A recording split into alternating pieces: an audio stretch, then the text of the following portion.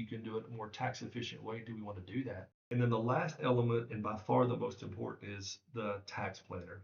You cannot get away with the other 7 elements without the tax planner. Tax planner is so important because if you're taking money from a 401k, if you're taking money from an IRA, if you're pulling from a bank, your capital gains, you have to be aware of what those taxes are going to be. If I'm passing money down to my beneficiaries, do you want to leave it tax free? Do you want to leave it in an IRA that's going to be a tax burden? It's always a blessing that we can leave money to our children. It's always a blessing to them to receive that money. But if you can do it in a more tax efficient way, do we want to do that? And so what we look at here are tax planning.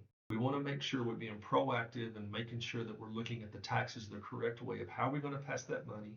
How was our money invested, and what kind of taxes are we going to owe? We talk about it all the time that tax laws are always changing.